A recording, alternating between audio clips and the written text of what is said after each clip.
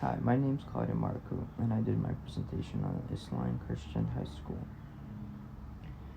The Asilong Christian High School is located in Asilong, West Pokot, Kenya. Kenya's population is roughly 51 million. The area is roughly 224 miles. The climate is tropical, and the elevation is 3,446 kilometers. Average salary in Kenya is roughly around 1,300 USD per month. Some major structures that exist in Kenya are the Kenya International Conference Center, which was built in 1973.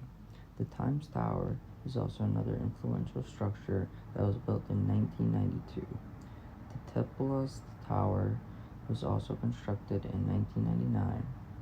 Another influential building is the Lee Mac, which was built in 2012. The Britman Tower, which was one of the most influential structures of its time, was built in 2013. And last but not least, the Kingsman Prism Tower is built in 2018. Vernacular architecture. The Tidna structures. Tidna is a group in the coastal part of Kenya who have developed structures that are suitable for the tropicals and cooler temps. These structures consist of clay for the outer walls and a mixture of leather with branches for the roofs. Weather in the region. Average day and night temps. The average day can consist of around 25 degrees Celsius and lows of 20 degrees Celsius. Average humidity. The average humidity is around 60% and highs of around 70. They experience very constant humidity. Monthly participation.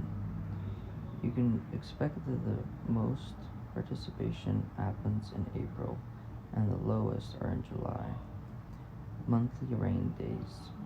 Those are also consistent with monthly participation as most of them happen throughout April and the lows happen throughout July, consistent around 7 days for July and around 15 for April.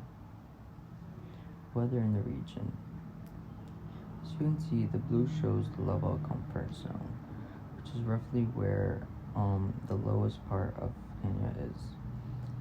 Natural ventilation zones are in the region highlighted in purple, which is where Kenya is most operable in that location. The others show different types of high thermal mass and passive heating during the night, which Kenya does experience, but it's also very little compared to natural ventilation zones. Monthly hours of sun. The highest peak of sun exposure occurs under the months of December through January, while the least exposure months occur under the months of July and August. The month of December through January consists of roughly around 300 hours, and the lows of July and August consist of roughly 125 hours. General information. Architect is BNIM. The program is education K through 12. The owner is Asilong Christian High School. Location is Asilong, West Pokot, Kenya. It was completed in 2018. The site areas are roughly around 887 square feet. Floor area is roughly around 13,700 square feet. It's only 1 story tall. The number of occupants is roughly around 61, but can vary. Cost of construction, excluding finishes, was around $300,000. Contents. The design captures the surrounding area's environment. It also reflects a cultural resemblance to the people occupying it. This creates a feeling of belonging. Other participations around the site also use similar materials, which lets the building blend in seamlessly. This also shows a feeling of home, allowing students to feel like they belong and having them come in and feel like this is part of their culture as well. The floor plan. The floor plans are very simple. They're roughly around one square box, which is roughly around 20 by 20. The floor plan consists of several clustered rooms to form the classrooms. They all come together under one roof that consists of steel framing and corrugated steel roof panels. Each room is oriented to capture gentle winds. This allows each room to be separated from one another but also experience the same climate and views. The outer walls are made of homemade brick, which is roughly around 6 inches thick. Floor plans, as you can see in the first image, is the shading that they have created. That's on the walls where there are sun. The back walls where there are little to no sun to separate each classroom from noise. They have it with brick that was also made there, which you can see in the center middle picture. On the top right picture, you can also see a mixture of both of the materials coming together. And in the bottom right picture, you can see the front of the whole facade and what it comes out to, all put together. Sustainable features. One of the sustainable features is the structures oriented for maximum non-direct sunlight exposure. This allows the space to use less energy for lighting, thus directing the expenses, thus decreasing the expenses of the space. This is not achieved just by orienting, but also by using natural and passive strategies. One of these strategies consists of using wicker screens to allow for only wanted light to enter. Another strategy that was crucial to the design element is the natural ventilation the building offers from its roof. They are lifted on an angle, thus acting like a funnel for gentle winds. These winds flow down into the space and out through the wicker screens. This is very crucial because the humidity of the climate there is very high, thus them needing a natural ventilation so their expenses can be lowered.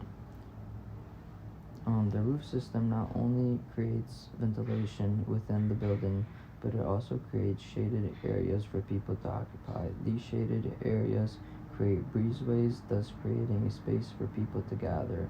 It also offers a form of shelter against hot sun and tropical rainfalls. This is very important because students need a place to stay while transitioning between classes, and because this is a off-grid site and that's net zero, which means there's no electricity coming in. It's very important that they offer breezeways and shaded areas so that way the occupants aren't feeling the stressful weather conditions. Another feature of the roof is the water collection system. The building uses all of the water captured by rainwater for its bathroom and amenities. It also uses the plant life nearby. It also waters the plant life nearby for local, and also leaves locals to use it as well. So the roof has a funneling system which funnels down into a big container, which allows it to come down and be spread out not only throughout the building but also through the locals as well. The most cost conservative expense used in the space was the materials. Homemade bricks were man-made by the villagers on site using an improved traditional masonry method.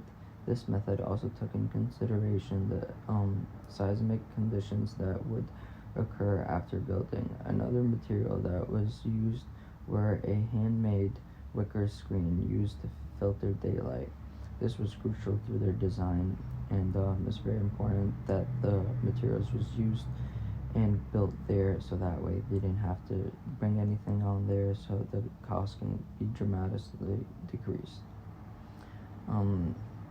Conclusion. The summary of the Asilong Christian High School uses vernacular architecture by creating a new way of thinking about environmental conditions. These conditions shape the building to have an angled roof for cooling, a water collection system, natural and passive daylight exposure, and site-made materials to use in the construction of the building. Thank you.